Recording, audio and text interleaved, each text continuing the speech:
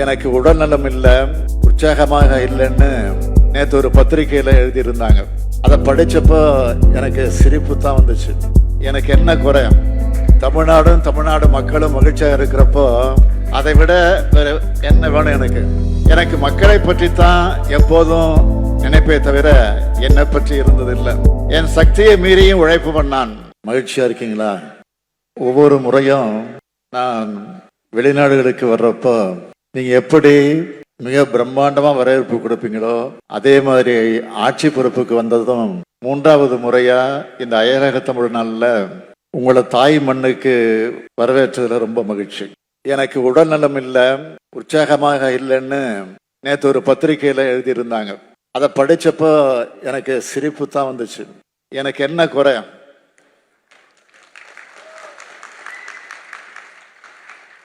தமிழ்நாடு மக்களும் மகிழ்ச்சியாக இருக்கிறப்போ அதை விட வேற என்ன வேணும்? நேற்று ஒரு வீடியோ பார்த்தேன். சென்னையை சார்ந்த ஒரு சகோதரி பேசுறாங்க. கலைஞர் மகளிர் உரிமை தொகையில 1000 ரூபாய் வந்துருச்சு, பொங்கல் பரிசா 1000 ரூபாய் வந்துருச்சு, அரிசி சர்க்கரை கரும்பு வந்துருச்சு, வெள்ள நிவாரணமா 6000 ரூபாய் கிடைச்சிருச்சு.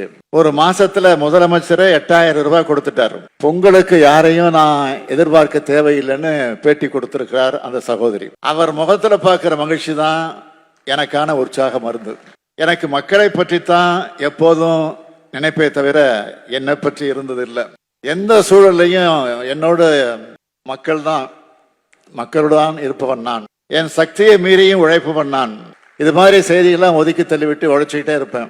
அண்மையில இதே அரங்கத்துல நடைபெற்ற உலக முதலீட்டாளர் மாநாடு என்பது தமிழ்நாட்டை வளப்படுத்த உலகமே திரண்ட மாநாடு என்று சொன்னால், இன்று நடைபெறுவது உலகத்தை வளப்படுத்த சென்ற தமிழர்கள் கொண்டாடும் மாநாடு இது. இந்த மாநாட்டுக்கு கிடைத்த மாபெரும் சிறப்புகள் ஒன்று, சிங்கப்பூர் உள்துறை மற்றும் சட்ட அமைச்சர் மாண்புமிகு சண்முகம் அவர்கள் இங்கு வருகை தந்திருப்பது.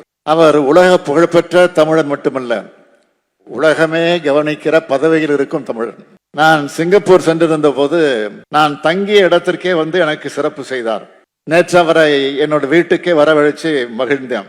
அவரை இன்றும் என்றும் வாழ்த்தி வரவேற்கிறேன்.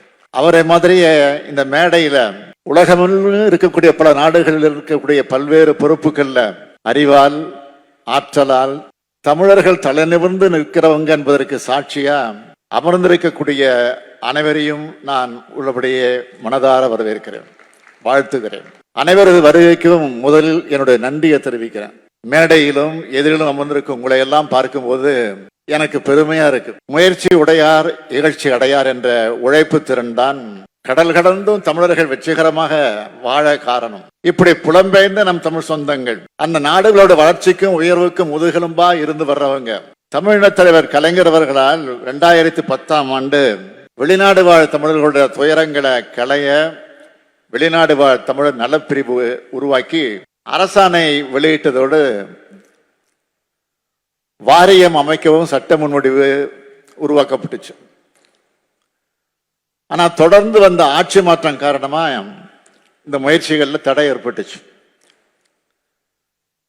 ஆனா இப்போ அமைச்சிருக்கக்கூடிய நம்முடைய திராவிட மாடல் அரசு தேர்தல் அறிக்கையில சொன்னபடி அயலக தமிழர் நலனுக்கு தனியா ஒரு துறையை உருவாக்கி தனி அமைச்சரையும் நியமிச்சு உங்களுடைய அவசர தேவைகள் உடனுக்குடன் சிறப்பான முறையில் தீர்த்து வைக்கப்பட்டு வருது. ஒரு தலைவர் மற்றும் 14 உறுப்பினர்களை கொண்ட அயலக தமிழர் நல வாரியம் அமைக்கப்பட்டிருக்கு. இந்த துறையும் வாரியமும் சிறப்பா செயல்பட்டு வராங்க.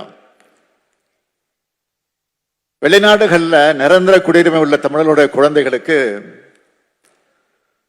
தமிழ் மீது ஆர்வத்தை உருவாக்கி தமிழ் இணைய கல்விக் கழகம் மூலம் தமிழ் கற்றுத்தரப்படுது. வெளிநாடுகளில் கைது செய்யப்படுகிற சூழலுக்கு ஆளாகிற தமிழர்களுக்கு உரிய சட்ட உதவிகள் வழங்கப்பட்டு வருது. அயல்நாடுகளில் உதவி தேவைப்படுற தமிழர்களுக்கு ஒன்றிய அரசோட வெளியுறவு அமைச்சகம் மற்றும் தொடர்புடைய இந்திய தூதரகத்தோடு இணைஞ்சு உரிய நிவாரண நடவடிக்கைகளை இந்த துறை சிறப்பா செஞ்சுக்கிட்டு வருது. மருத்துவ இயலாமை மற்றும் பல்வேறு காரணங்களால் தாயகம் திரும்ப முடியாம கஷ்டப்படுற தமிழர்கள் அவங்க தாய் நாட்டுக்கு அழைச்சிட்டு வரவும், அங்க இறக்க நேரிடும் தமிழர்களுடைய உடல்கள் இந்தியா கொண்டு வரவும் தமிழ்நாடு அரசால் 1 கோடி ரூபாய் சுழல்நிதி ஏற்படுத்தப்பட்டு தமிழர்களுடைய துயரங்களை துடைக்கிற பணி உரிய முறையில் செய்யப்பட்டு வருது. முகவர் மீதான புகார், நில அபகரிப்பு புகார் தொடர்பா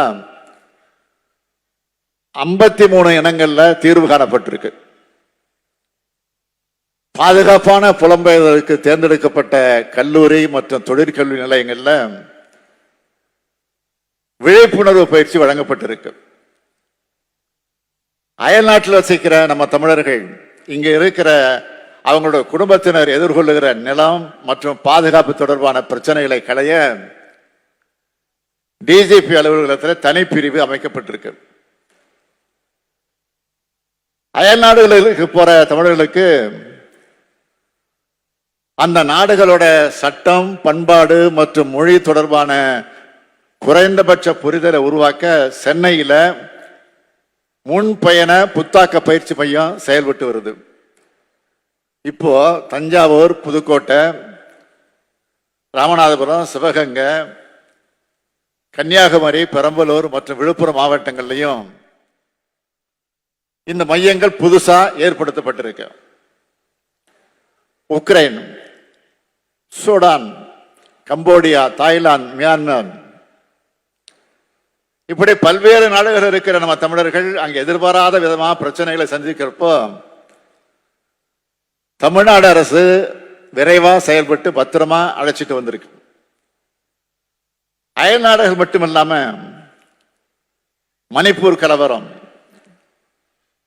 அமர்நாத் பனிச்சரிவு போன்ற இந்தியாவோட பிற மாநிலங்களில் ஏற்படுகிற இயற்கை இடர்பாடு மற்றும் அசாதாரண சூழ்நிலையிலையும் தமிழர்களை பாதுகாப்பாக மீட்கிறதுல கண்ணும் கருத்துமாக நாங்கள் செயல்பட்டதை நீங்க பார்த்தீங்க. புலம்பெயர்ந்த தமிழர்கள் தாங்கள் பிறந்து வளர்ந்த சொந்த ஊர்ல உட்கட்டமைப்புகளை மேம்படுத்த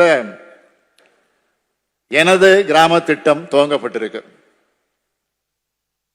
வெளிநாடு வாழ் தமிழர்கள்ல பெரும்பான்மையானவங்க தங்களோட சேமிப்பை தமிழ்நாட்டில் பாதுகாப்பா முதலீடு செய்ய ஆர்வத்தோடு இருக்காங்க.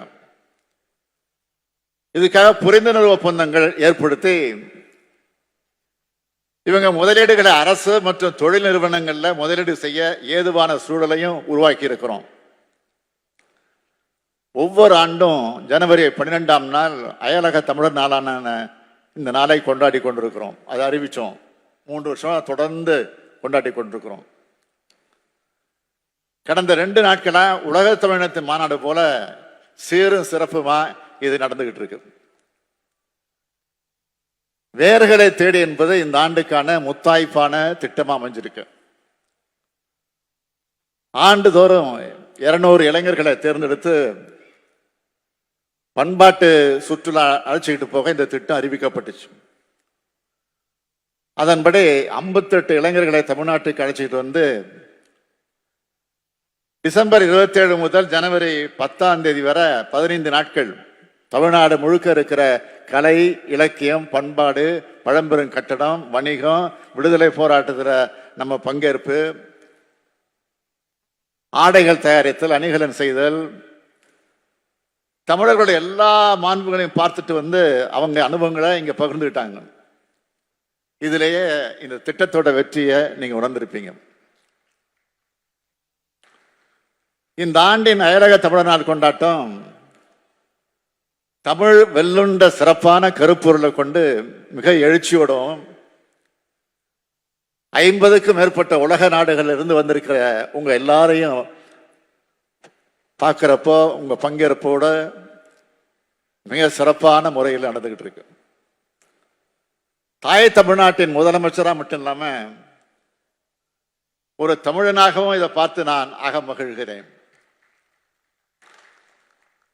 நீராலும் நிலத்தாலும் ஏன் நாடுகளாலும் கண்டங்களாலும் பிரிஞ்சிருந்தாலும் நாம எல்லாரும் ஒரே இனத்தை சார்ந்தவர்கள், தமிழ் அன்னையின் குழந்தைகள்.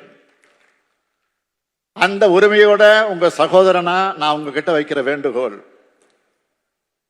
எங்கு வாழ்ந்தாலும் தாய் தமிழ்நாட்டை மறக்காதீர்கள். அடிக்கடி உங்கள் குழந்தைகளோட தமிழ்நாட்டுக்கு வாருங்கள்.